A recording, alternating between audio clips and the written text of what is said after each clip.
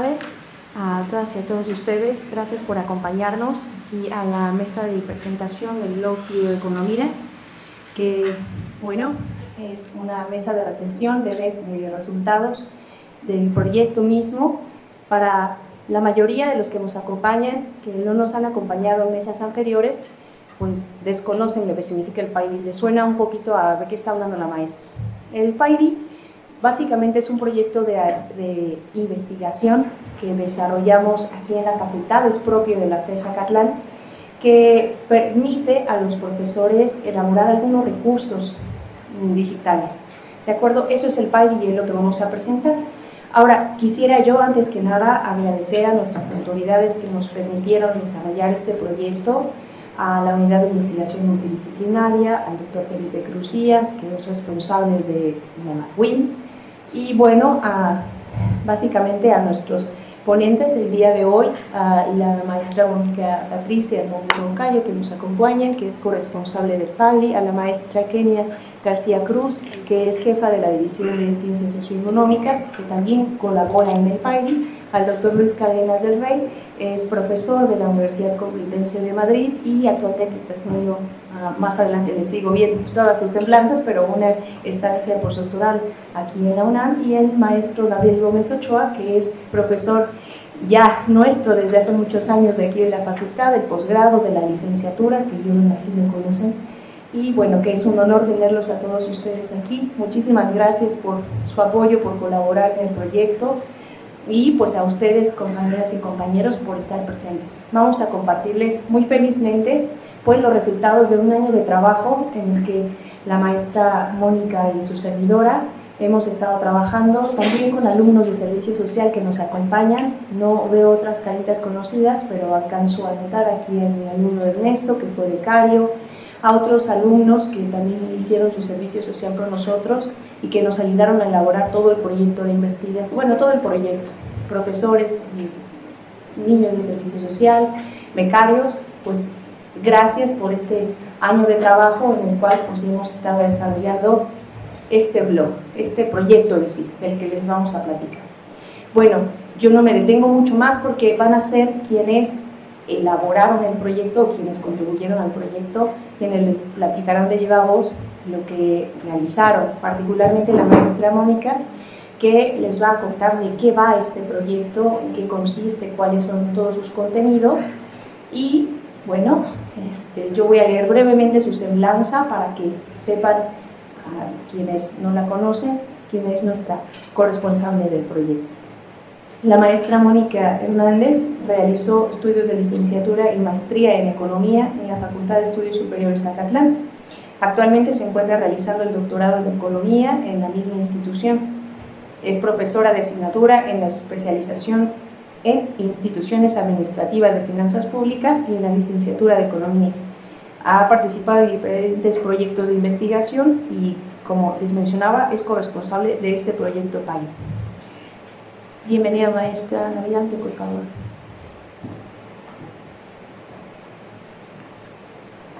Buenas tardes a todos y a todas. Bienvenidos a esta conferencia de presentación de resultados del proyecto PAIRI. Como ustedes pueden ver en la pantalla, tenemos el blog.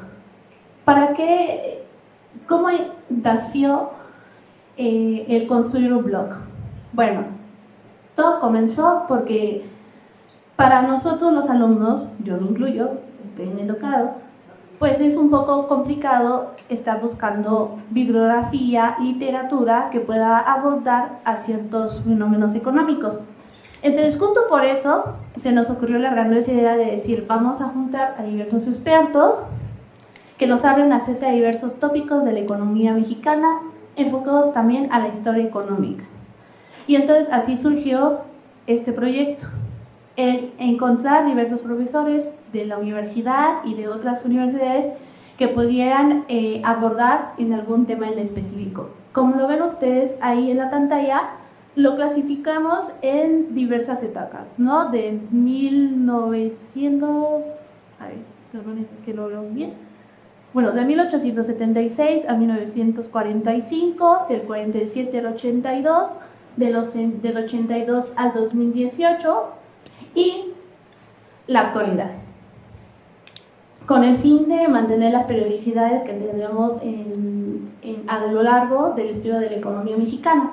No obstante, también tenemos algunos temas o tópicos de interés que no necesariamente están relacionados con algún periodo en específico de la economía mexicana. Por ejemplo, tenemos algunos estudios de sociedades políticas, por ejemplo, el diseño institucional y su parte del desarrollo local, escrito por uno de los profesores de aquí del posgrado. Tenemos aquí, ¿qué vamos a encontrar en cada una de las entradas? Una imagen alusiva, utilizando la inteligencia artificial. Nosotros hicimos varios prompts para poderle decir qué es lo que necesitamos, ¿no? Entonces nos ayudamos de eso, porque nosotros como economistas no somos diseñadores, ¿no? A utilizar las herramientas que teníamos a la mano. ¿Qué otra cosa? Importantísimo, ¿no? Una entrevista con un docente que nos hable acerca de un tema en específico. Aquí también está el doctor Jorge López, que también participó en este proyecto institucional, ¿no? Esas son algunas de las cosas que pueden encontrar. Les voy a enseñar otra entrada. Un momento. Entonces, como ustedes ven aquí, miren, vamos a ver. Como les digo, son temas diversos que hablan incluso del sector primario, del sector secundario, del sector terciario, de la importancia que tienen las políticas gubernamentales para la economía nacional. En este caso, por ejemplo, igual tenemos la entrada con la hermosa imagen de la IA. Luego tenemos un contenido temático, ¿no? Donde uno de los profesores nos dijo, mira, este es el sector forestal mexicano, esta es su importancia, y entonces ustedes pueden leer el contenido ahí. Lo importante de esto es que tiene bibliografía reciente, que ustedes pueden también consultar después, tienen mucha bibliografía, y tiene una actividad de autoevaluación. ¿Qué quiere decir? Que si ustedes necesitan reforzar los conocimientos adquiridos, pueden entrar directamente dando clic ahí, y hay un cuestionario autoevaluable que les llega a su correo electrónico, es un formulario de Google, les llega a su correo electrónico. Vean, ahí está, muy sencillo, de opción múltiple. Registran su correo electrónico para que les llegue y ya, ¿no? De opción múltiple, no tan difícil, y entonces esta herramienta no solamente les sirve a ustedes como estudiantes, sino también a nosotros como profesores para que la aplicar en nuestras clases, ¿no? En el caso de la maestra, de la doctora Alejandra, pues ella está en la parte de historia. En el caso mío, doy materias de macroeconomía. Entonces todo eso pues a nosotros nos sirve para apoyarlos a ustedes en este proceso de enseñanza-aprendizaje, porque luego a veces, seamos sinceros, a ustedes digo no les gusta leer, a mí no me gusta leer mucho, ¿no? Entonces mejor veo un video que me explique esa temática y hago la actividad autoevaluable, y está al revés, ¿no? A aquella persona que no le gusta ver los videos, pero sí le dedica un tiempo considerable a leer, entonces ahí podemos utilizar estas herramientas para mejorar su proceso de enseñanza-aprendizaje, ¿vale? Entonces de esto va el blog, les invitamos a que lo conozcan, a que lo puedan visualizar. Ustedes lo pueden teclear como Clio Economía en su buscador de Google y les va a aparecer que es un blog institucional de la FESA Carnal, y lo pueden visitar. Y obviamente también tenemos nuestro canal de YouTube, donde se va a quedar esta transmisión.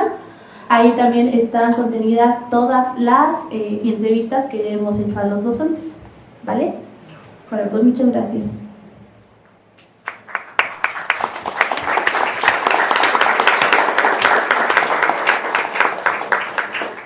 Muchas gracias, maestra Moni. Y bueno, básicamente reiterar lo que dice la maestra Mónica, que es contenido, la imagen de la IA, el video, la entrevista, el contenido mismo, la actividad de autoevaluación y una pequeña infografía que a ustedes mismos les va a servir para pues tener un resumen del resumen.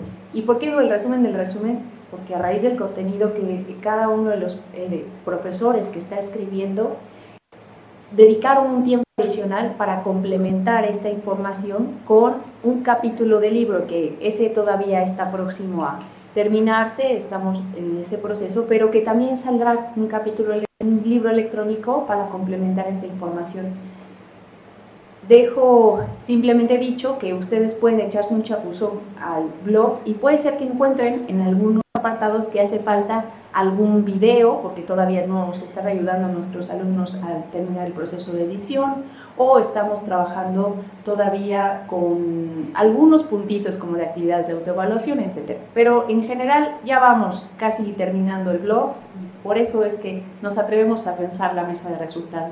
Ahora voy a dar la palabra a otro de nuestros ponentes. Permítanme un momento. El doctor Luis Cárdenas del Rey es doctor y profesor de la Universidad Complutense de Madrid, investigador en el Instituto Complutense de Estudios Internacionales ISEI y codirector del grupo de investigación LAST USM. Ha sido investigador visitante internacional en la Universidad Nacional Autónoma de México en 2016, en 2024, en la Sapienza Universitaria de Roma en 2023, la Universidad Roma III en 2023 y en la CEPAL en 2024. Su investigación se ha centrado en macroeconomía y análisis laboral, lo que ha dado lugar a 30 publicaciones en revistas académicas indexadas, y de ellas 5 son 5Q y una 6Q. Ha coordinado 2 libros para la editorial Routledge y ha publicado 15 capítulos de un libro. Ha participado en media docena de proyectos financiados y actualmente es el investigador principal en un proyecto nacional de la Agencia Estatal de Investigación 2023-2026. Demos la bienvenida al profesor Luis Cárdenas.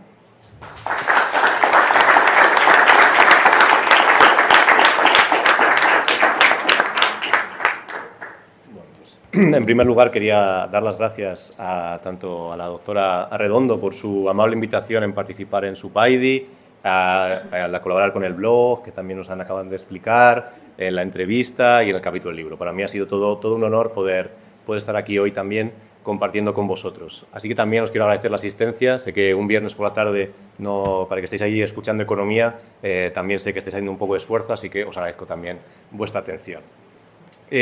Lo que quiero compartir con vosotros esta tarde básicamente van a ser 3 ideas, ¿no? La primera va a ser por qué es importante o por qué creo que es relevante hacer estudios comparados, es decir, por qué estoy aquí voy a hablar de la época del desarrollo de España, ¿no?, en un contexto de un libro sobre México y una universidad mexicana, etc., ¿no? Y creo que porque es relevante, que nos aporta bastantes cosas comparar distintos países, ¿no? La segunda idea que os voy a compartir es por qué la etapa de que llamamos el desarrollismo en España, ¿no?, es diferente de la etapa mexicana, a pesar de que guarda bastantes similitudes. Y finalmente voy a ofrecer lo que ha sido mi línea de investigación. Las otras 2, bueno, son reflexiones más generales, pero por último lo quiero compartir en mi línea de investigación de por qué creo o por qué he encontrado evidencia a favor de las causas del desarrollo en España y por qué es a lo mejor diferente de lo que pasaba en México. Serían estas 3 ideas. Entonces, la primera de ellas, como digo, es por qué tenemos que hacer estudios comparados.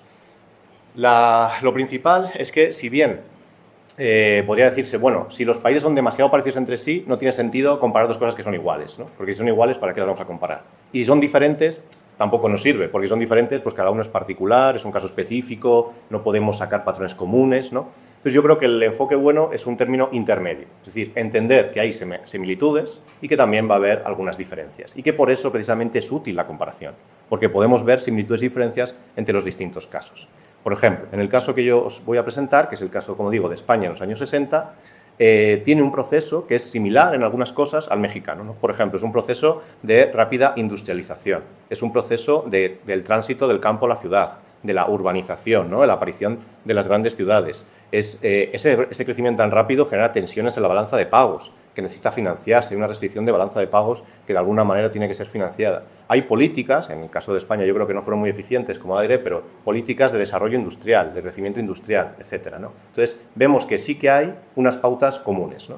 Y si vamos ya a lo más general, de hecho, el marco mundial era común, ¿no? Estamos hablando de la época de los años 60, la época de la Guerra Fría, la época del sistema monetario de Bretton Woods, en fin, todo un sistema, unas circunstancias que eran comunes a los 2 países. Entonces, para mí, realmente, como yo enfoco mi investigación, lo que es relevante es ver cómo actúan cada país o cada actor ante los mismos estímulos. Es decir, por qué en México, ante el sistema de Bretton Woods, se desarrolló pues, un sistema de banca distinto, una política monetaria distinto, etcétera, del que ocurrió en España, cuando realmente el marco era general, ¿no? Y yo creo que ahí es porque los actores que toman decisiones importan, ¿no? E importan porque, bueno, pues ven las alternativas que tienen y deciden cuál les conviene mejor en función de sus intereses, de sus ideas, de las instituciones que existen, etcétera. ¿Sí? Bien. Por tanto, en el caso de España, como digo, de esta reflexión sobre por qué es importante comparar, voy a señalar precisamente las diferencias, ¿no? Porque es diferente del caso de México. Entre 1936 y 1975, 77, depende de cómo se quiera medir, en España había una dictadura militar, ¿no? Una dictadura militar que inicia con el alzamiento del ejército el 18 de julio de 1936. El ejército se rebela contra la República y la República tiene que formar una serie de milicianos, ciudadanos, para enfrentarse a este alzamiento, ¿no? La guerra civil dura 3 años y termina el 1 de abril de 1939. Si recordáis, el 1 de septiembre del 39 comenzará la Segunda Guerra Mundial. Por lo tanto, justo termina la Guerra Civil Española, empieza la Segunda Guerra Mundial. El bando vencedor, el bando nacional, el ejército, toma partido por los países del eje, principalmente Alemania e Italia, ¿no? Y serán sus aliados, le proveerán de suministros, etcétera, ¿no? De hecho, el propio ejército franquista, el propio ejército de la dictadura, utilizará los tanques alemanes, los aviones alemanes, en fin, todo el aparato militar alemán, ¿no? En ese contexto, ¿qué ocurre? Que termina la Segunda Guerra Mundial y España, la dictadura, se queda aislado. Sus socios han sido derrotados en la Segunda Guerra Mundial. Y, por lo tanto, pasarán desde el año 45, que termina la Segunda Guerra Mundial, hasta el año 53, un periodo que se llama de autarquía, que no puede, o por voluntad propia o por problemas de comercio internacional, no puede acceder a, pues esto, ¿no? al libre cambio de bienes y mercancías y apuesta por un desarrollo hacia adentro, un desarrollo autárquico, un desarrollo sin intercambio con el exterior, digamos. Esto era la teoría. En la práctica, durante todos estos años hay intercambio con el exterior y hay un déficit comercial muy importante, ¿no? Y este déficit comercial se va acumulando hasta que en los años 50 el gobierno de la dictadura ve que realmente no puede seguir así, que tiene una restricción de balanza de pagos, se está endeudando con el exterior permanentemente y si los acreedores internacionales empiezan a exigir la devolución de sus deudas, va a tener que hacer más ajustes económicos. Ajustes que ya habían sido durísimos, en estos años se le llaman los años del hambre, en el que la gente realmente sufrió graves hambrunas, incluso lo podemos ver en la estatura media de los soldados que se reclutaban. Cada vez eran más bajitos. ¿Por qué? Porque había malnutrición, había falta de medicamentos, había falta de acceso al agua potable, etc., ¿no? Es decir, estamos hablando de una época de posguerra muy, muy dura. Entonces, ¿qué decide el gobierno de la dictadura? Que en aquel momento, encabezado por el general Francisco Franco y su mano derecha, que sea el almirante Carrero Blanco, deciden que, bueno, aunque ellos habían sido aliados tanto de los nazis como de la Italia fascista, que realmente ellos lo hicieron porque eran anticomunistas. Y entonces van a buscar la alianza con Estados Unidos. Ya no defendiendo, el ideario del fascismo, sino el ideario anticomunista. Y llega a un acuerdo con Estados Unidos en 1953. Este acuerdo, a pesar de que era un gobierno, ¿no?, pues nacionalista, que defendía, bueno, las viejas glorias del imperio, que quería conquistar media África, acepta el establecimiento de bases militares en territorio español. Bases militares que todavía aún hoy tenemos, ¿no? Es decir, venden, digamos, la soberanía militar a Estados Unidos a cambio de ayuda internacional. Y es aquí donde, tras este cambio, la vieja guardia militar y el partido que había utilizado los militares para gobernar, que era el partido de corte fascista, que se llama Falange Española, son desplazados del gobierno y entran unos tecnócratas. Durante los años 50 empezarán a entrar tecnócratas al gobierno que en el año 57, ya liderados por Carrero Blanco, empiezan a ser mayoría. Estos tecnócratas son civiles y son miembros del Opus Dei, forman un grupo de poder, digamos, interno, ¿no? Hay dos grandes clanes, los viejos militantes de Falange y los nuevos, digamos, tecnócratas del Opus Dei. Y en estas dos visiones ideológicas es como se van a formular los planes de desarrollo. Los militares, digamos, ¿qué quieren? Pues quieren una industria nacional que sea capaz de, si hay guerra, tener armas, es decir, tener suministros, etcétera, tener petróleo y demás, ¿no? Entonces, durante la primera mitad de la dictadura es todo, digamos, crecimiento hacia adentro por si hay una guerra. Realmente España no iba a entrar en guerra con nadie de fuera. De hecho, ni siquiera pudo entrar en la Segunda Guerra Mundial apoyando a sus aliados porque no tenía recursos, ¿no? ¿Contra quién iba a ser esa guerra? Contra los propios ciudadanos, si se atrevían a alzarse otra vez, como en la época de la Guerra Civil, pues tener armamento, ¿no? Y entonces esta visión del desarrollo hacia adentro, hacia la defensa militar, es sustituida por una visión del desarrollo hacia afuera, ¿no? Es lo que se llama el desarrollismo. Y entonces lo que hacen los tecnócratas del Opus Dei es vender crecimiento económico, pero a cambio de que se acepte la dictadura. Es decir, bueno, no vais a tener derechos, son todas las censuras que os podéis imaginar, estaban en vigor en España, ¿no? Pero a cambio va a haber crecimiento económico. Y una cosa compensa a la otra. Este era el ideario de los tecnócratas, ¿no? No hay derechos, pero bueno, tienes pan, ¿no? ¿Qué más quieres? Y entonces, durante los años 60, este será el marco durante el que, bueno, crecerá la economía española. La apertura exterior provoca una primera grave crisis, ¿no? Entre el año 57 y el año 61, precisamente por todos los desajustes previos que había habido, ¿no? De que, por ejemplo, el representante de Estados Unidos en España en aquel momento, en una conferencia que dio hablando de las ventajas del pacto con Estados Unidos, sostiene que el principal cambio es que había, por ejemplo, una industria que construía tractores, ¿no? Que sirven para la agricultura, etcétera, que solo operaba como al 20-30% de su capacidad.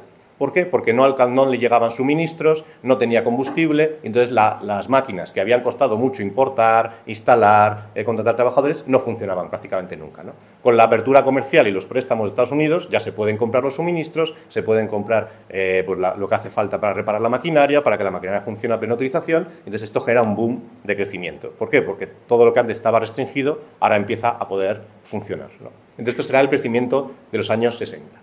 ¿Y esto qué ocurrirá? Que esas importaciones, principalmente de Estados Unidos, ¿cómo se pagan? Y aquí es donde los tecnócratas deciden la estrategia realmente de desarrollo. Lo que deciden es, bueno, para pagar esas importaciones que necesitamos de fuera, lo que vamos a hacer es incentivar el turismo, incentivar la industria turística, ¿no? De tal forma que del 80% del déficit de la balanza por cuenta corriente de bienes y servicios no turísticos, el 80% se financia con el turismo. Es decir, realmente la estrategia de desarrollo o la estrategia de financiación de la balanza de pagos va a ser el turismo, va a ser la entrada de turistas, ¿no? Y el 20% restante va a ser en su inmensa mayoría remesas de los españoles que iban al extranjero a trabajar y enviaban de nuevo divisas hacia el interior, ¿no? De estas dos maneras va a ser capaz el gobierno de la dictadura de incentivar el desarrollo económico, ¿eh? Y de pagar la deuda, la factura externa, ¿no? Va a ir siempre consiguiéndolo. ¿Cuál es el problema de esta estrategia de desarrollo? Que va a encontrar un límite muy claro, que depende en todo momento del exterior. Por un lado, depende de que los turistas extranjeros vayan a España y depende de que en los países extranjeros se contrate españoles. ¿Qué va a ocurrir con la crisis de los años 70? Bueno, pues que el aumento de los precios del petróleo, como no había habido un plan de desarrollo industrial realmente auténtico, no había habido sustitución de los insumos importados, sino que al contrario, se estaba cada vez incrementando la dependencia, cada vez más petróleo, cada vez más insumos de fuera, pues cuando estalla la crisis en el año 73, España está totalmente expuesta, ¿no?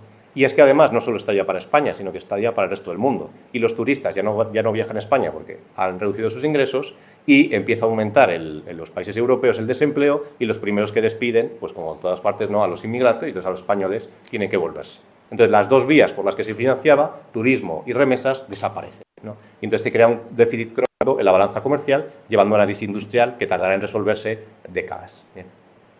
Entonces esta, digamos, es la explicación tradicional que se ha formulado, ¿no?, que os quería compartir. Y veis, pues, ya las diferencias que hay con el caso mexicano, la sustitución de importaciones, etcétera, ¿no?, de que todos vosotros sabéis mucho más que yo.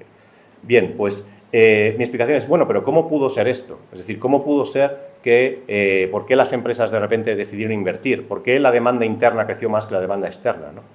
Y esta explicación ha estado normalmente ausente de las explicaciones tradicionales sobre el crecimiento. Como digo, básicamente es, bueno, pues al final consiguieron librarse de los viejos militantes y militares y llegaron tecnócratas que saben cómo funciona la economía, abrieron al libre comercio y la economía creció, ¿no? Esto básicamente sería la frase resumida. Bueno, pues yo creo que ahí se está ignorando una cosa muy importante, y es que la demanda interna, como digo, creció mucho más que todo lo demás, ¿no? Es decir, realmente las tasas de crecimiento de España en aquella época, en la época de la industrialización, en la época del crecimiento, son del 7, del 8, del 10, 11%, no pueden ser solo debido a las exportaciones, y de hecho teníamos déficit todo el tiempo, ¿no? Es decir, nuestras exportaciones crecían menos que nuestras importaciones. No es un modelo de crecimiento hacia afuera, en el sentido de exportador, como pudo ser por los países asiáticos, etcétera, sino que es un crecimiento interno y simplemente financiábamos la deuda que se generaba con el exterior con turismo y remesas, ¿no? Entonces, la pregunta que a mí me surgía cuando empecé a hacer esta investigación fue, bueno, entonces, ¿por qué creció la economía española si lo que realmente creció fue la demanda interna, ¿no? Y entonces, para mi sorpresa, yo aplicaba un marco teórico calequiano, ¿no? En el que, bueno, dice, pues la idea es o bien crece por la vía de que aumentar los salarios o bien crece por la vía de que aumentar los beneficios, ¿no? Yo decía, bueno, pues ya está, una dictadura militar, la represión, es porque aumentaron los beneficios. Entonces, la dictadura lo que hizo fue incrementar los beneficios y que ante esos beneficios las empresas invirtieron, ¿no? Pues para mi sorpresa lo que me encuentro cuando veo las series estadísticas es que todas ellas muestran que aumentaron los salarios como porcentaje de participación del PIB. Y entonces, en el contexto que os digo, pues, ¿cómo puede ser? O sea, había un sindicato único de corte fascista dirigido por los viejos falangistas. Había represión policial en todo momento. Si había huelgas, bueno, se secuestraba, se asesinaba y si no, se les enviaba al exilio interior a otras regiones de España, ¿no? ¿Cómo puede ser que aumentaran los salarios, ¿no? Y entonces empiezo a ver que hay una literatura de relaciones laborales que explica que precisamente sí que hubo un renacimiento del movimiento obrero. Y lo explican en base precisamente a la urbanización, en la que llegaron nuevas generaciones de jóvenes que no habían tenido el trauma de la guerra civil y entonces estaban más dispuestos a reivindicar mejores condiciones laborales y que además fueron muy hábiles viendo cómo funcionaba el sistema represivo de dictadura y metiéndose entre las rendijas que dejaba, ¿no? Por ejemplo, vieron que podían convocar asambleas de trabajadores y salir ellos electos como representantes sindicales, cuando el sindicato era un sindicato fascista, es decir, que incluía trabajadores y empresarios y el ministerio decidía lo que se hacía en cada momento, ¿no? Pues vieron que esa escasa protección legal que le daba el sindicato vertical lo supieron aprovechar y entonces utilizaron los recursos del propio sindicato represor para su propio beneficio, ¿no? Y, bueno, pues entonces, digamos que hicieron todo un repertorio de mecanismos de acción colectiva que consiguieron escapar, ¿no? Por ejemplo, cuando había una huelga en una parte de España, que la enviaban al ejército y a la policía, pues entonces hacían una huelga en la otra punta de España. ¿Por qué? Porque toda la fuerza represora se había ido hacia esa otra provincia, ¿no? Es decir, ir buscando, digamos, los huecos que dejaba el sistema.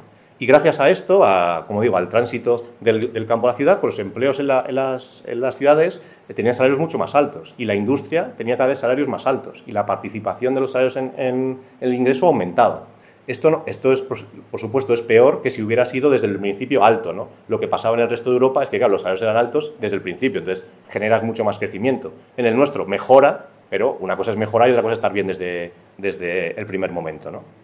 Entonces, en base a ese crecimiento salarial es en lo que yo encuentro que es la principal contribución al crecimiento del consumo. Es decir, todo el patrón de consumo. Se pasa de una sociedad prácticamente rural, en una situación, como digo, de hambre, a una sociedad de consumo, una sociedad con todos los equipamientos que podéis imaginar, etcétera, ¿no? Entonces, eso es en base precisamente al aumento de los salarios y ese aumento de los salarios es en base al cambio en las instituciones que produjeron esta nueva oleada del nuevo sindicalismo que se le llama, que fueron capaces de entender cuáles eran los límites que establecía la dictadura y aprovecharse e ir buscando los recovecos, ¿no?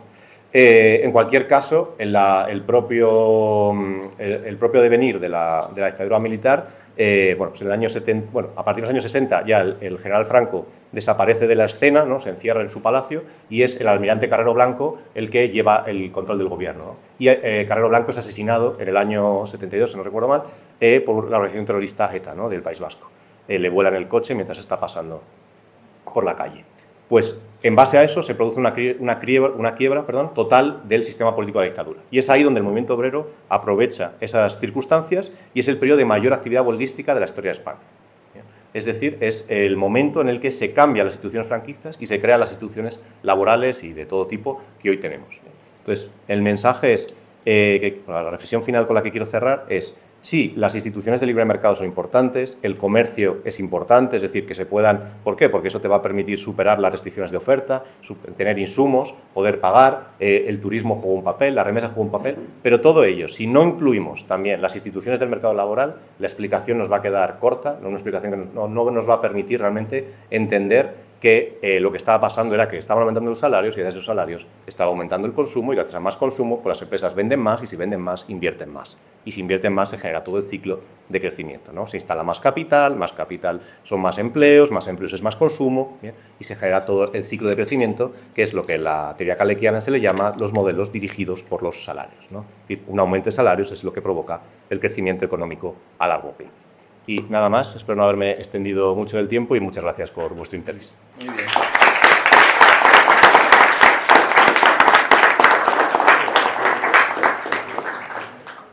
Muchas gracias, doctor Luis Cárdenas. Bueno, es sumamente interesante la conferencia que nos acaba de realizar. Y bueno, estos estudios se complementan, como decía el doctor Cárdenas, pues con la historia comparada. ¿Qué pasó al mismo tiempo en México con el modelo de importaciones? Bueno, eso lo pueden encontrar en el blog, que bueno, ya está ahí, tengo que la entrada del profesor Cárdenas en el blog, solo nos falta subir el video, tuvimos unos problemitas ahí con la edición, pero ya eso está por subirse en breve.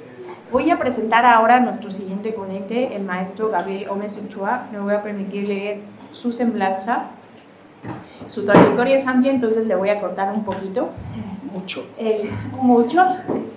El maestro Gabriel Gómez Ochoa es licenciado en Economía por la entonces ENEC Acatlán, maestro en Economía y Política Internacional por el CIDE, especialidad en Mercado de Capitales y diplomado en Banca de Inversión. Ha tomado más de 40 cursos de capacitación y actualización. Es profesor de la PES Acatlán con 43 años de antigüedad. Actualmente es titular C de tiempo completo, PRI de nivel C, tutor de los posgrados en Economía y en Ciencias Políticas y Sociales de la UNAM. Ha sido asesor y tutor de aproximadamente 45 tesis de licenciatura y posgrado y curado en más de 130 exámenes profesionales y de grado. Bueno, pues les digo que le voy a cortar un poquito, Sí, y ya me dice que ya con eso, entonces pues vamos a dar la bienvenida al maestro Gabriel. Muchas gracias, maestro, por su participación. Doña...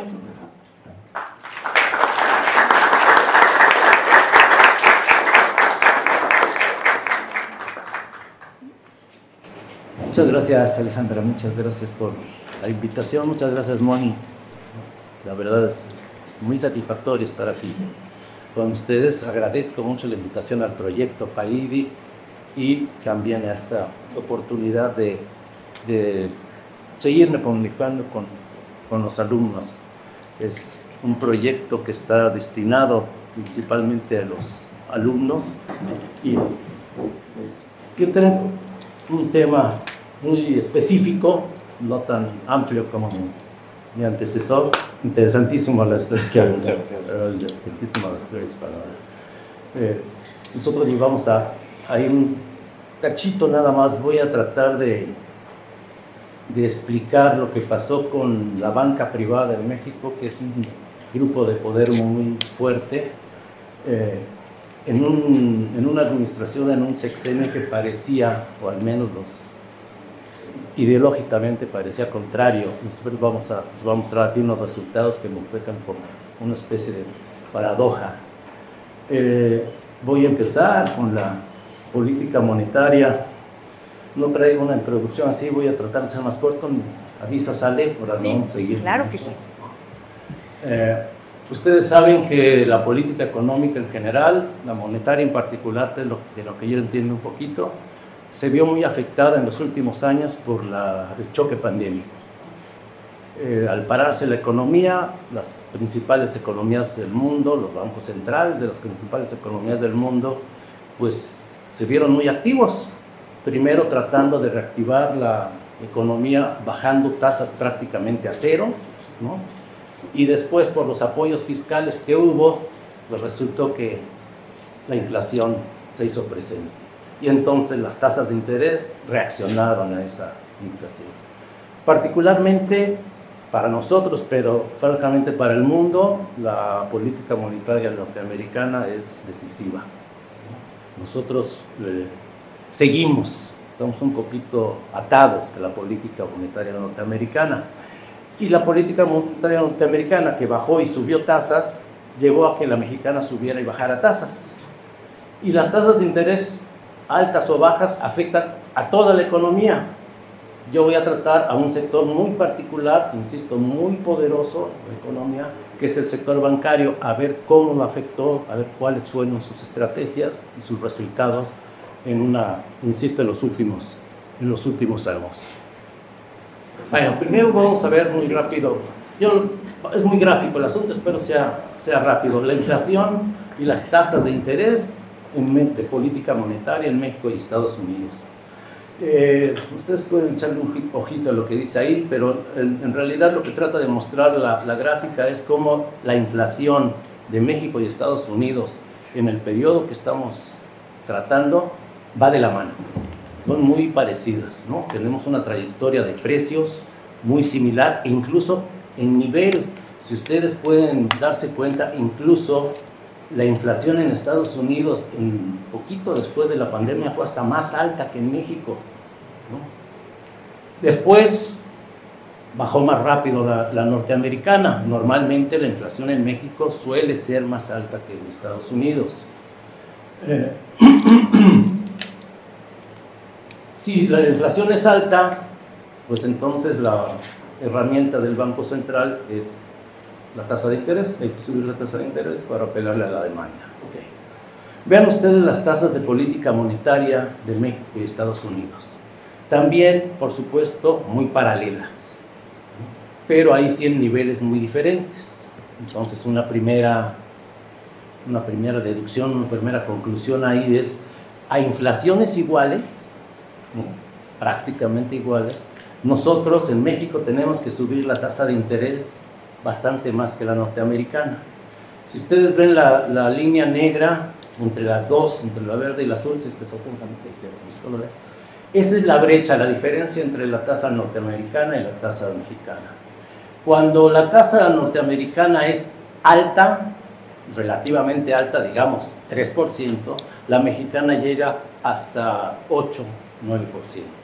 Hay una brecha de 6 puntos porcentuales, que a veces es hasta 3 veces la tasa norteamericana. Cuando baja la tasa de Estados Unidos, baja también la mexicana. La de Estados Unidos ha estado en ceros durante mucho tiempo y la mexicana pues ha estado alrededor de 4. Cuando baja la tasa en Estados Unidos, baja la mexicana. Cuando sube la de Estados Unidos, sube la mexicana, pero sube más. La brecha se ha mantenido alrededor del 6%. Eso es lo que voy a mostrar aquí. Tiene muchas implicaciones. Déjenme nada más, a lo mejor desde otro punto de vista, cómo funciona la política monetaria en Estados Unidos y en México. Si ustedes ven ahí la línea negra de la gráfica de la izquierda, son los precios en Estados Unidos. Los precios en Estados Unidos, como vimos antes, llegaron casi hasta 10%. Es una inflación muy grande. Hacía mucho tiempo que Estados Unidos no la veía de ese tamaño. Y empezó a subir su tasa de interés un año después de que empezaron a crecer los precios. La tasa de interés es la que está en azul, casi en el eje del cero, ¿no? Había subido mucho la tasa de interés, perdón, la inflación, y un año después empiezan a subir tasas de interés, pero los precios reaccionan muy rápido en Estados Unidos. Subió poquito la tasa de interés de 0 a 2 puntos y cayó la inflación. Si vemos en el caso mexicano, es un poquito distinto. La tasa de interés tuvo que subir a más de 10% para que empezara a caer la inflación. Entonces, el efecto para el resto de la economía pues es mucho más fuerte en nuestro país, porque pasa una tasa de hasta 10%, que en Estados Unidos, que normalmente pues ahorita está relativamente alta, pero no llega a 5%. Entonces, normalmente la tasa de interés en México es más del doble que la de Estados Unidos. De eso se derivan mil cosas y podemos tratar mil temas por ahí. Nos vamos a referir exclusivamente nosotros ahorita al sector bancario. Déjenme darles unos datos de la banca en México. Vamos a empezar casi por el revés, por el final. Esta es una gráfica donde se ve la rentabilidad de la banca en este país durante el periodo que estamos por acá. La rentabilidad en el aspecto de la contabilidad financiera se ve como la tasa de ganancia sería las utilidades sobre el capital invertido. ¿Sí? Aquí se le conoce una razón financiera, muchos de ustedes han de saberla, es el ROI. Bueno, si ustedes se dan cuenta, en 2020, que es el año fuerte del golpe pandémico, la utilidad de los bancos cae a la mitad de lo que venían logrando. Pero prácticamente al año siguiente se recupera y sigue creciendo hasta el 2024. En 2024 es ya más alta que la que tuvieron en el primer sexenio y más alta, ya nos sacamos, puse algunos datos de los años anteriores. Entonces, ¿qué quiere decir? Por un lado, sí fue duro el golpe pandémico, pero los bancos no perdieron, como conjunto no perdieron, redujeron sus utilidades. Y luego tuvieron la forma, la estrategia para recuperarse prácticamente de inmediato. Eso nos dice algo de este sector. ¿Cómo le hicieron para recuperarse muy rápido? ¿Cuál fue la estrategia que siguieron? Lo resumo para no irme muy... Los bancos normalmente compran, financian crédito y compran valores, normalmente valores gubernamentales. Esas son sus principales inversiones. Nos dan crédito o compran bonos. El crédito es un poco más riesgoso que los bonos, pero es más negocio. Ante incertidumbre, se fueron sobre los seguros. Si ustedes ven en 2020, la tenencia de valores, que dice ahí, aumentó sustancialmente en comparación con los años anteriores y bajó el crédito. Una estrategia es reducir el crédito porque es más riesgoso e irse a los valores, comprar valores gubernamentales, que son tal vez lo más seguro de los activos mexicanos. Eso por el lado de sus inversiones. Por el lado de sus depósitos, lo que nosotros le dejamos a los bancos, hay diferentes formas de recibirlo. La más barata es cuando dejamos nuestro dinero, se llama a la vista o de exigibilidad inmediata. Cuando dejamos el dinero y podemos disponer de él con nuestra tarjeta, con nuestro teléfono, inmediatamente por ponerlo. Ustedes, si tienen su tarjeta por ahí, si tienen una cuenta así, se dan cuenta de la cuenta. Se dan cuenta de que no les rinde nada, no dan intereses prácticamente, ¿no? Incluso a veces hasta nos cobran. Esa captación, que es tremendamente barata, fue la que pudieron hacer los bancos a partir de la pandemia. Se fueron para allá,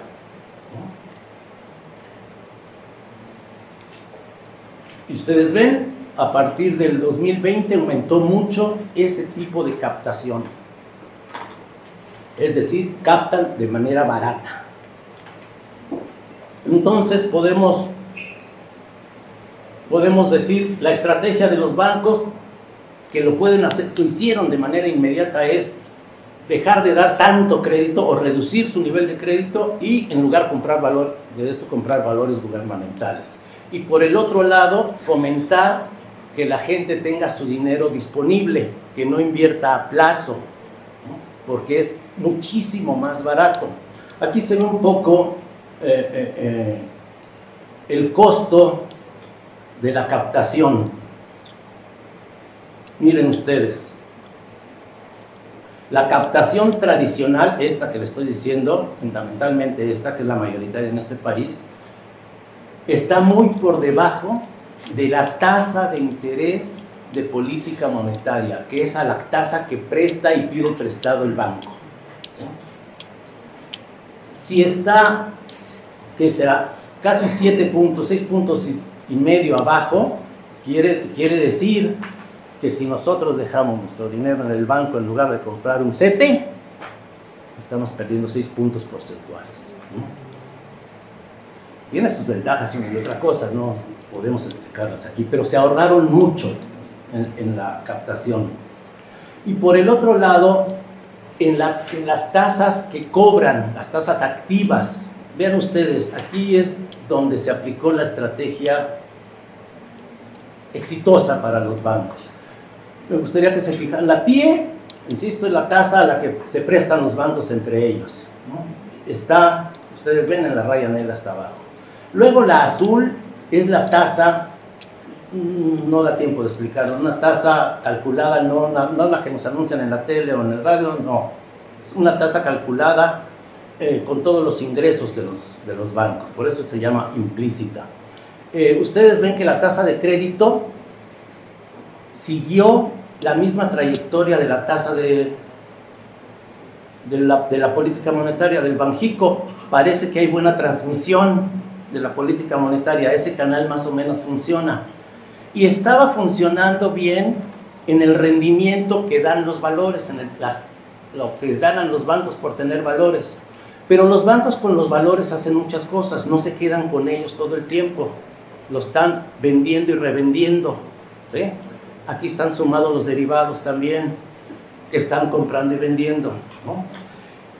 Fue tal la estrategia y el poder del mercado de los bancos que hicieron que los ingresos por tener valores, por jugar, por vender y comprar valores, ¿sí?, se fuera y se desprendiera de la tendencia de la TIE, fuera más alta que la del crédito. Normalmente el crédito tiene una tasa de interés más alta que los valores porque es riesgoso dar crédito, los valores no. Bueno, pues aquí en los últimos años los bancos obtuvieron más ingresos, en términos relativos, una tasa de rendimiento mucho mayor en los valores gubernamentales que en el crédito. Todo eso llevó a estos resultados, ¿no? En 2018, la proporción entre valores y crédito de los bancos en México era, como se ve, 42% de su cartera, de sus activos eran valores y el 58% era crédito. Terminamos, bueno, 2020 es buena idea. Suben los valores hasta 49% y el crédito a 50%. Se redujo el crédito, lo que les decía, y se compraron valores. En 2024 cambia ya la tendencia otra vez, pero de todas maneras la cantidad de valores aumentó en comparación con el año primero. Por lo tanto, se están ganando con valores. Pero vean ustedes los ingresos. Ese 45% de valores en 2024 da el 43% de los ingresos. Quiero insistir en esto. El crédito da tiene 54% de la inversión bancaria y del 56%. Si nos vamos al primer año, vean ustedes las proporciones. Lo que podemos concluir es que los bancos pudieron manejar los valores, tienen una estrategia, un poder de mercado, una forma de hacer negocio con los valores que los hizo más rentables que el propio crédito. La banca se tornó más rentista, recibe más rentas por tener valores que por lo que más necesitamos en este país, que es crédito. Un efecto colateral de esto, vean ustedes, se redujo el crédito. Pero ¿para quién se redujo? En el eje de la derecha están las pymes y en el eje de la izquierda están las empresas grandes. Se redujo el crédito, se redujo el riesgo, pero también lo redujeron al interior. Concentraron el crédito en las empresas grandes, que son más seguras de que paguen, ¿no? Son menos rentables, pero son más seguras de que paguen. Un efecto colateral de la política monetaria y de la estrategia bancaria fue que las empresas micro tuvieran menos. Con esto prácticamente termino. El resultado para los bancos es que fueron más rentables en este sexenio que acaba de terminar en el resto de los que han pasado en el siglo. Ahí se ven los porcentajes abajo. El primer sexenio, el del Fox, el promedio de rentabilidad fue 14.8, luego con Calderón 14.44, luego con Peña 14.1 y este con 15.63. A junio de este año, la rentabilidad bancaria nada más de estos 6 meses está en 17. Aquí me quedo. Tenemos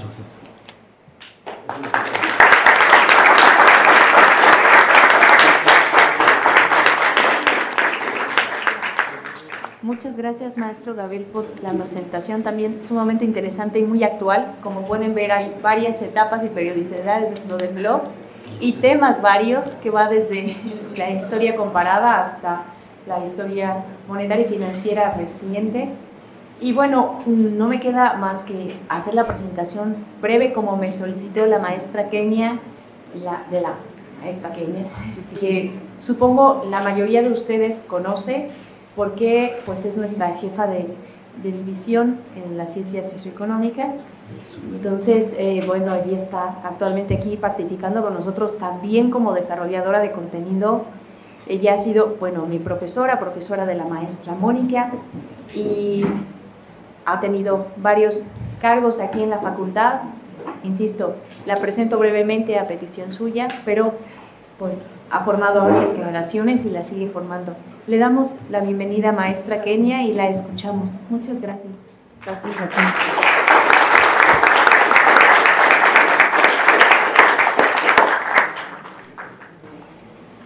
Lamento mucho iniciar con una aclaración, doctora, pero no soy jefa de la división. Soy Jorge Bustamante Centep. Pero no, ya estaba la jefa del área de ciencias socioeconómicas. O simplemente Kenia, los muchachos ya me conocen, que me he presentado este semestre no sé cuántas veces. Ya me iba a felicitar por el Bueno, simplemente agradecerles que ustedes se encuentren aquí. Dije hace un momento, me da mucho gusto verlos, sobre todo ver jóvenes de primer ingreso. A mí me toca resaltar las virtudes y las contribuciones que tiene este proyecto, y realmente no es complicado hacer ese trabajo porque creo que el proyecto se explica por sí solo. Y conectado con lo que dije hace un momento de los jóvenes de primer semestre, qué bueno que ustedes estén aquí, porque creo que este proyecto, que ahora ustedes empiezan a familiarizarse con él y a ver los contenidos, pues es el inicio para que ustedes se involucren en lo que hacemos los profesores, liderados en este caso por la doctora Alejandra Vianey y con la doctorante Mónica Moncayo. Ellas se dieron a la tarea de coordinar a más de 25 profesores de distintas áreas, y yo agradezco que forme parte de ese equipo colaboradores, de colegas, y también les agradezco a ambas que me permitan estar aquí. Agradezco también ese incremento en el escalafón de la Zacatlán. Desafortunadamente no es así, pero no pasa nada. Lo importante es que estamos aquí haciendo comunidad, como se los he dicho muchas veces, y en esta ocasión pues comunidad académica. Me alegra que haya este tipo de proyectos en el programa de economía, porque justamente habla de una de las partes importantes de la universidad, dar educación y formación integral. En ese sentido, pues también te congratula saber que nos vimos hace un momento en las canchas de fútbol, que incluso aquí las maestras tienen sus propios equipos, y entonces eso habla de que el programa de economía tiene muchas actividades preparadas para ustedes. Veo aquí jóvenes que vi hace un momento en las canchas, otros que los he visto viendo esta cuestión del arbitraje, y conectado con el proyecto pues podemos darnos cuenta que el programa de economía y la FE Zacatlán a través de lo cual agradecemos a nuestras autoridades, pues que nos permitan hacer este tipo de actividades que son múltiples. El PAIDI, si ustedes se dan cuenta, la periodicidad que tiene pues abarca 3 siglos, pero que están perfectamente planeados por las doctoras justamente para abarcar una buena parte de la historia económica. Podría decir que el México independiente, pero no es cierto, sino que en realidad arranca con el último tercio del siglo XIX, en donde más o menos nos vamos consolidando como un Estado mexicano después de las convulsiones que vivimos en el siglo XIX. Arranca con el porfiriato y ustedes ya lo están viendo en sus clases de historia económica porque es profundamente importante para cimentar las bases del país que vamos a ir construyendo durante el siglo XX, y creo que en ese sentido es muy generoso que se inicie esta serie de trabajos porque pues van dando cuenta de ese México casi consolidado o que empieza a consolidarse en su historia económica. El PAIDI en ese sentido también es muy generoso porque, ya lo decía, nos puso a trabajar a profesores de distintas áreas, a profesores que tenemos distintos puntos de vista, pero que todas y todos los que colaboramos aquí pues no teníamos la menor duda que era para un bien superior y muy noble. Ustedes como los depositarios de este proyecto que integra pues un repositorio en muchísimas áreas. Debo decirles que los materiales fueron preparados para todas y todas ustedes, y cuando las doctoras nos invitaron, seguramente todos sufrimos un poco en el sentido de tratar de hacer un lenguaje muy accesible, un lenguaje muy amable con ustedes, pero sobre todo que tejiera puentes para los recién llegados, para los que ya están aquí, y que el blog no se convirtiera en algo aburrido y peor todavía, algo inaccesible, sino al contrario. Nos dimos todos a la tarea de tratar de temas tan complicados y tan complejos y a veces técnicamente muy difíciles de explicar, con la experiencia de colegas, de profesores como el que tenemos aquí, el maestro Daniel Gómez Ochoa, que con su vasta experiencia pues logra hacer muy sencillo lo que es complicado. Y en ese sentido, pues no solo invitarlos a que ustedes se adentren en los temas, sino que se convierta en un incentivo para que vean que si bien es complicado explicar un tema, pues a través de este puente que se está tejiendo gracias a este proyecto, pues ustedes quieran seguir profundizando en los temas. Lo decía la maestra Mónica hace un momento, la bibliografía que está ahí es como el punto de partida.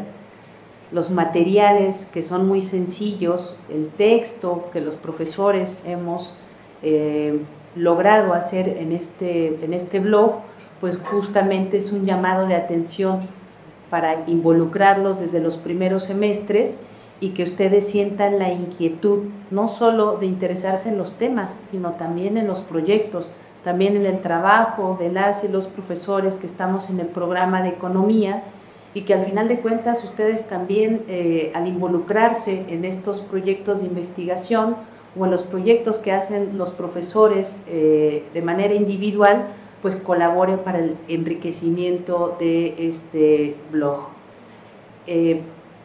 Son profesores de primerísima calidad, de toda la experiencia, y creo que un logro que tiene este proyecto es que también pone a trabajar a todas las generaciones que habemos de profesores en el programa de economía, desde los que tienen una larga trayectoria, mucha experiencia y un camino recorrido en el mundo del comercio exterior, de la política monetaria, como el maestro Gabriel Gómez, hasta generaciones muy jóvenes como son las propias doctoras Arredondo y Hernández Moncayo, que con su entusiasmo, con su frescura, pues hacen que nosotros nos pongamos a trabajar, que demos en donde nos hemos especializado, que pongamos al servicio de ustedes los conocimientos, esperemos que no nuestros errores, sino que a través de este blog y de que ellas nos están reiterando que hay que hacer un borrador y que hay que retroalimentarlo, y que nos dicen a través de sus sugerencias por dónde hacerlo más amable para ustedes, pues también hacen que nosotros tengamos ese proceso de reflexión y proporcionemos a ustedes el material de la mayor calidad. Es interactivo. Nos pidieron, como ustedes ya se dieron cuenta, una pequeña evaluación para que ustedes no se desanimen si las cosas no salieron o el resultado no fue el adecuado, sino al contrario, para que se sientan con el compromiso de revisar con más cuidado el material que está ahí y volverlo a intentar de nueva cuenta. Pues yo le deseo una segunda edición de este proyecto, doctoras, pero también eso depende de ustedes, que haya muchas interacciones con esa página, que ustedes pregunten, que ustedes se acerquen, que ustedes se interesen y que retroalimenten este tipo de proyectos, porque no me queda ninguna duda que se mantiene vivo porque ustedes lo van a mantener vivo, que ese proyecto va a continuar unas 2, 3, todas las ediciones que sean necesarias, pero en la medida que ustedes también colaboren y que ustedes así lo pidan. De ustedes depende que eso no sea otro texto más que hacemos los profesores, sino que en realidad se convierta en algo dinámico y en algo nuestro, como todas las actividades que procuramos hacer desde el programa de economía. Finalmente, decirles que nos pusieron, sobre todo a las generaciones de profesores que ya tenemos algunos años en el programa, pues las doctoras nos pusieron a pensar de qué manera estamos más cercanos de ustedes, de qué manera renovamos nuestra forma de enseñanza-aprendizaje atendiendo las necesidades de las nuevas generaciones, de ustedes en su proceso de enseñanza-aprendizaje como nativos digitales. Y eso también es de agradecer para ustedes, porque al final de cuentas los profesores no nos damos cuenta, después de que pasamos mucho tiempo en un aula, no nos damos cuenta si tenemos que renovarnos o no, y con la coordinación de ambas doctoras y sabiendo que estamos ante nuevas generaciones, pues nos mantenemos también a la vanguardia y, por qué no decirlos, podemos agarrar un segundo aire. ¿No es cierto, maestro? Tercero. Bueno, y pues agradecer también aquí la asistencia del doctor Luis Cárdenas. Podrán darse cuenta que la calidad no solo es de profesores que trabajamos en la UNAM, fuera de la FES Acatlán, sino incluso de otras latitudes, tiene un carácter internacional. Platicaba con el doctor, ya está a punto de dejar México, pero qué bueno que está aquí con nosotros también para proporcionarnos su información. Esperemos que el blog sea una forma de mantenerlo aquí de tiempo continuo, aunque su persona se encuentre en otra latitud.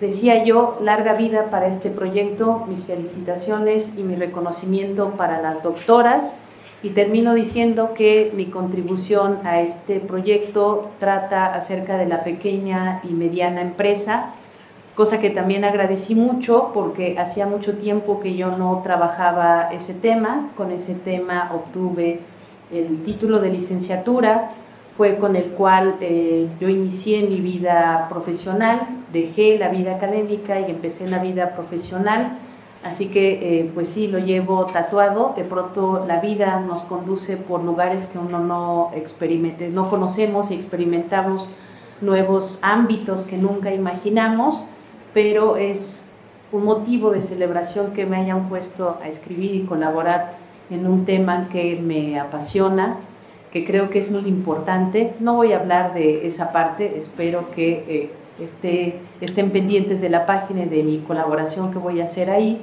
pero finalmente decirles que son prácticamente la columna vertebral de la economía, de economías como la mexicana, y por eso cuando me invitaron a participar en este proyecto no dudé en hacer mi contribución, pequeñita por supuesto, pero con muchísimo gusto. Son la columna vertebral, pero como se expone en el blog, tienen una función no solo económica, sino social. Hablando de mercados laborales, las micro, pequeñas y medianas empresas cumplen una labor para despresurizar los mercados laborales formales, y a través de esos me parece que también contribuyen a mantener tranquila la parte social. Bueno, en ese sentido, pues ahí está la invitación para que también lean de la parte que me corresponde en este blog. Y sin más, yo les agradezco mucho su presencia. No dejen morir ese blog, interactúen mucho con él, compártanlo, si se puede, ¿verdad? compártanlo con el resto de sus compañeros y pues mantengamos vivo este proyecto. Muchísimas gracias.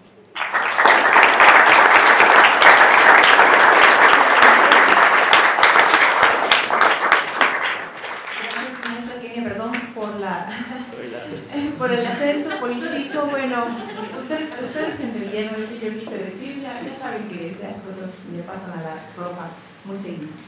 Bueno, también yo hago una pequeña corrección, maestra Kenia, no son 3 siglos.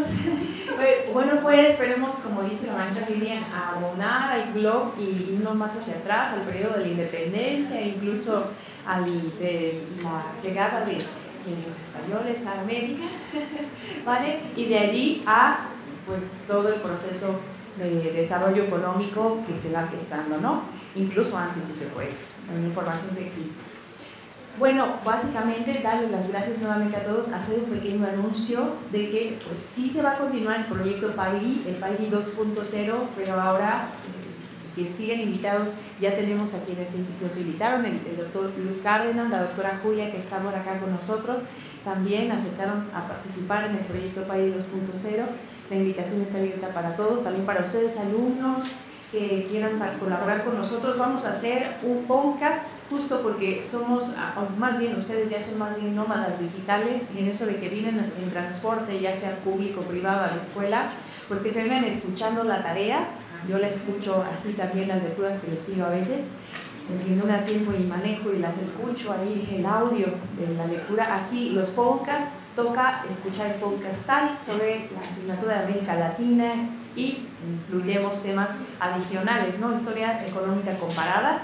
Bueno, pues están invitados, vamos a estar trabajando este próximo año, como el año anterior, en el trabajo de América Latina, y pues, no más que decir, seguimos en este lado. La maestra Mónica nos dice que tiene algo que decir, y luego, no sé, maestra Mónica, si ¿quieres hacer la ronda de preguntas o me pasas la voz? Como me digas. No, pues nada, algo que no se nos olvidó decir, algo muy sencillito, fue que también los colaboradores del proyecto que fueron alumnos con ustedes, ahí tenemos a a los compañeros, algunos ya egresados, otros que ya están por culminar su carrera, también escribieron en el blog. Entonces, si ustedes tienen inquietud por seguir con esta iniciativa, pueden contactarnos en el correo de equiveconomia@verdad.unam.mx y ahí pueden mandar también sus propuestas. Todas son recibidas y pues nos gustaría mucho que ustedes también pues abonaran en esta iniciativa. Bien, bueno, pues vamos a dar paso después de esta presentación del blog a una ronda de preguntas de parte de ustedes para nuestros ponentes sobre lo que quisieran abonar. No sé si alguno de ustedes quieran hacer alguna pregunta o comentario en general. Aquí está y esto es por favor. Bueno, yo le quería preguntar al doctor Luis Cárdenas, muchas gracias por venir, y hablando de esto del tema comparativo y el tema de hacer las comparaciones entre distintos países, me llama mucho la atención un tema que yo no desconocía acerca del turismo dentro de España. Tengo entendido que se desarrolló especialmente en las Islas Canarias y en las Islas Baleares. Heredamos el término del gabacho, justamente de cómo un poco peyorativo hacia los franceses en su caso, nosotros a los iba a decir a los estadounidenses, pero pues es en la misma línea, ¿no? Justamente como nosotros tenemos Baja California, mientras hablamos Yucatán, Veracruz, ¿no? Y como también existe el paralelo, ¿no?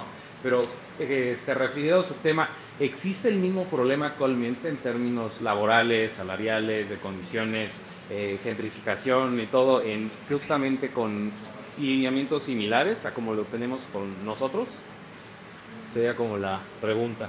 Sí, ¿qué tanta similitud podemos encontrar si es que se existe? ¿Hacemos las 3 preguntas y luego la respuesta o...? Sí, está bien. Igual para el doctor Luis, bueno, 2 preguntas. La primera era relacionada al tema de la autarquía. En el periodo que pues es hacia el rompimiento de esa dependencia del sector interno que tenía España, que era como lo que España principalmente tenía que importar del exterior para mantener su proceso productivo, su supervivencia económica. Y la segunda pregunta era como, en su opinión, a tiempos más actuales. Usted mencionaba que pues la frase que dio fue que España había dado su soberanía militar a los Estados Unidos. ¿Usted considera que hoy por hoy España ha tratado de recuperar esa cierta soberanía militar o inclusive soberanía política ante Europa con el gobierno que tiene?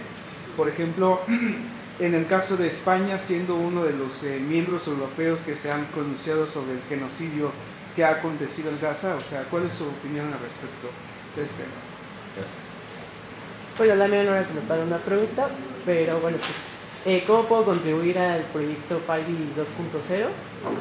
Y que me parece muy bueno el proyecto porque no solo nos ayuda a los estudiantes de economía, sino a los estudiantes de otras carreras que están interesados en estos temas y que igual incluso no tienen un lenguaje para acceder a estos temas. Entonces, pues justo para crear como esta comunidad entre toda la Cuzacatlán, me parece seguir muy bien. Bueno, muchas gracias por las preguntas y nada, reitero mi enhorabuena tanto a los ponentes, que ha sido muy interesante sus presentaciones, como pues, a la segunda parte del proyecto que ya ha sido concedida, ¿no? Sobre las preguntas, voy en orden cronológico, respondo primero a la de la autarquía. ¿Qué tenía que importar España para sobrevivir? Básicamente todo, porque la producción nacional cayó a todos los niveles, ¿no? Por ejemplo, España era un país exportador de trigo, bueno, sabéis que allí no crece el maíz, entonces la base de la alimentación es el trigo, la harina de trigo, y el Servicio Nacional del Trigo, impuesto por la dictadura, consiguió reducir tanto la producción de trigo que pues se pasaba hambre, ¿no? La clave era que se vendía en el mercado negro, llegó a venderse tal proporción de ese producto en el mercado negro que era más grande el mercado negro que el mercado regulado, ¿no? Es decir, digamos, el intento de control militar de la economía llevó a esa ausencia crónica, ¿no? De hecho, se llegó a pedir a Argentina bueno, pues donaciones de trigo para poder sobrevivir, ¿no? Y otro ejemplo característico de la dependencia, bueno, de la incapacidad del modelo autárquico de desarrollarse era que España no produce petróleo, ¿no? Tiene campos petrolíferos muy pequeños. De hecho, creo que el pico de producción fue como un petrolero al año, es decir, todo lo que cabe en un petrolero era todo lo que producía España, ¿no? Imaginaos cuántos miles de petroleros hacen falta para una economía. Y entonces se decidió explotar el material de pizarra, del mineral de la pizarra, comprimirla, como hace la naturaleza, y de ahí extraer petróleo, ¿no? El coste de producción era tan alto que fue totalmente inviable, ¿no? Y al final, pues por eso no había combustible para nada, no había combustible para el transporte, no había combustible para las fábricas, no había para las industrias, ¿no? Entonces ya solo, como lo más elemental, que es la comida y el combustible, tenía que importarse, ¿no? Tenía que importarse fuera. Hasta el punto que ya digo que, bueno, pues efectivamente, no digo que renunciar a su soberanía militar, realmente se llegó a esos acuerdos, que se establecieron bases militares, pero luego, dado que era una dictadura, no se le admitió en la OTAN, ¿no? Entre el año 53 en adelante, España empieza a incorporarse a todos los organismos internacionales, ¿no? A las Naciones Unidas, a la OIT, etcétera, menos a dos, a la OTAN, ¿no? a la Organización del Tratado del Atlántico Norte, y a la Comisión Económica Europea, ¿no? Al Espacio Económico Europeo. Entonces, estas serán las dos que se le veta por ser una dictadura militar. Entonces, no pueden entrar. Cuando ya desaparece la dictadura en el proceso de la democracia, se solicita el acceso a ambas, ¿no? Entonces, ahora España forma parte de la OTAN y, efectivamente, digamos, no tiene capacidad para decidir unilateralmente ninguna acción militar, ni mucho menos, ¿no? Simplemente se enmarca dentro de ese marco, ¿no? de la OTAN, y el gobierno, efectivamente, ha sido de los más, no sé cómo definirlo, pero no soy valiente, pero por lo menos que sí que ha hecho algo que debía hacer, ¿no? Que era condenar el genocidio de Gaza. Pero en términos militares, pues no ha tenido ninguna importancia, ¿no? De hecho, hace poco se celebró la propia organización de la OTAN, así su sede, en Madrid, ¿no? Entonces, digamos que no ha roto ningún tipo de vínculos ni nada parecido, ¿no? Y ya en el tiempo presente, sobre la cuestión del turismo, bueno, lo que ocurre es que realmente pues, toda la costa, efectivamente las islas, ¿no? Canarias, Baleares, pero toda la costa ya es turística, ¿no? Y está gentrificada, si se quiere. El caso más famoso suele ser Barcelona, porque es una ciudad grande, que tiene otros recursos productivos, etcétera. Entonces, bueno, la gente que trabaja en otras cosas sí que se queja de la gentrificación, sí que hay protestas contra el turismo, pero lo que ocurre es que mucha parte de la costa es la única vía de ingresos, entonces no genera tampoco un rechazo porque la gente pues, genera mucho empleo, ¿no? Aún así, pues sí, está habiendo un movimiento en contra de la gentrificación, los precios tanto de la vivienda como de los hoteles, como de los alquileres, etcétera, han subido muchísimo. Por ejemplo, así como caso paradigmático, en la isla de Ibiza, que sabéis que es muy turística, no hay empleados públicos que puedan dormir allí al precio al que están los alquileres. Entonces, por ejemplo, cuando se envían policías, médicos, etcétera, para la campaña de verano, no tienen dónde dormir, porque no pueden pagar lo que se pide por una noche de alquiler o de renta o de hotel, ¿no? Entonces, sí, es un problema grave y es uno de los límites que tiene el actual modelo de crecimiento, que es una dependencia de ese turismo. Ya no por las divisas, sino como demanda, es una fuente de demanda muy importante. Y nada, muchas gracias por vuestra atención.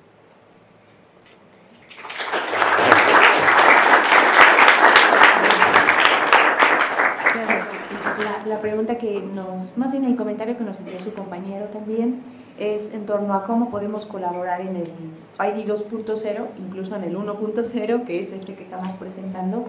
Pues justo como dice la maestra Moni, mándenos un correo, si no también cuando nos vean en el pasillo, pregunten ahí en la división de económicas y nos dejan su nombre y correo, pero igual pueden mandarnos un correo a clioeconomia@acatlan.unam.mx y nosotros pues obviamente veremos el modo de acomodarnos para la colaboración.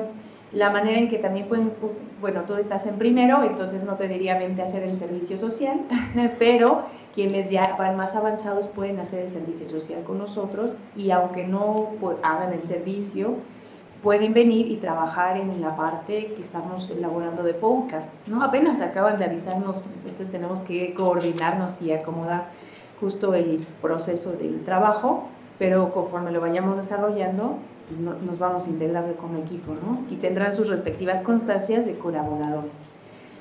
No sé si exista alguien más que quiera hacer alguna pregunta, ¿sí?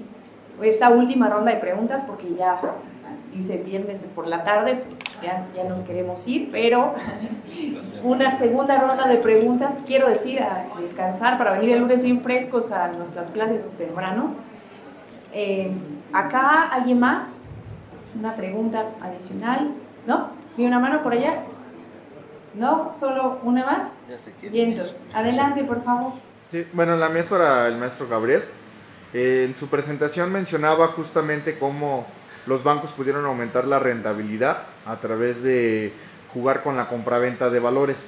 Mencionó justamente cómo subió la tasa de referencia, pero en ningún valor justamente llegaron a rentabilidades tan altas, vi que estaban por arriba del 25%. Si acaso CETES llegó al 11%, los UDIBONOS creo que como al 8 o 7 más inflación, no llegaron tan alto. Entonces, ¿cuál era el mecanismo que usaron los bancos? Tal vez esos derivados, no entiendo muy bien cómo funciona. ¿Cómo obtuvieron los bancos rentabilidades más altas de lo que los valores ofrecían? Voy a tratar de hacerlo sencillo, sí. El banco al comprar un valor, un CETES, si quieres, un bond, el que sea, no se queda con él hasta el final y gana 10%, sino que lo puede comprar y vender varias veces incluso al día, ¿no? Y con eso va ganando comisiones. La tasa esa que llegó hasta 25% está calculada de tal manera que considere todos los ingresos que les producen esos valores. A lo mejor con una cartera relativamente pequeña, si se quedan con ella hasta el final, pues sí, ganan el 10%. Pero si están vendiendo y comprando, cobran muchas comisiones por él. Ese flujo de ingresos está considerado al calcular ese 26%. Lo mismo pasa con los derivados, ¿no? Más que especular ellos directamente, están comprando y vendiendo todos los días, una cantidad enorme, ¿no? Se llaman reportos normalmente, la operación, ¿no? De comprar y vender a diferentes clientes. Por ejemplo, si tú fueras tesorero de una empresa y te paga tu proveedor, te paga tu cliente y te quedas con 3 millones de pesos y los vas a utilizar dentro de 2 días, ¿qué haces con ellos? Si te quedas con ellos en la bolsa, bueno, en el cajón o te corren como tesorero de la empresa, ¿no? ¿En dónde puedes invertir a 2 días? Y que te dé una tasa correspondiente de 10%. Pues los bancos lo agarran y te cobran una comisión, ¿sí? Y luego ellos agarran los suyos y se los otros. O compran, o venden, o compran, o venden. Y entre los bancos, yo no alcancé a ver el negocio no escarbé todavía, o no hay información suficiente para ver si los bancos, al crear su propio crédito, se daban crédito entre ellos para comprar valores. No sé si me explico. Y es otra forma de... Pero es por eso logran rebasar esas tasas, ¿no? Gracias. Ok, bueno.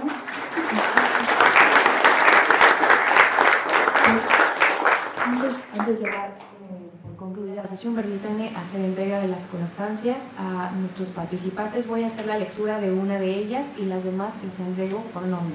Permítanme un minuto.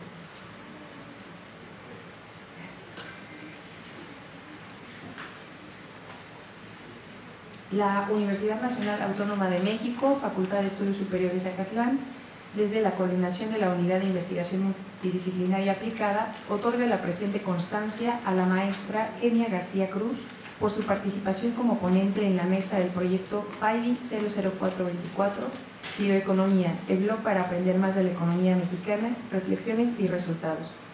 Por Me Basta Hablar al Espíritu, rubrica el doctor Felipe Cruz, coordinador de la UIN, a 5 de septiembre de 2025. Un aplauso.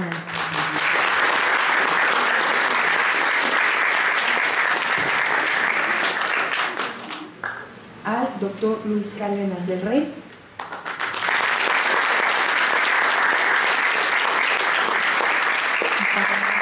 A Patricia Hernández Montañez.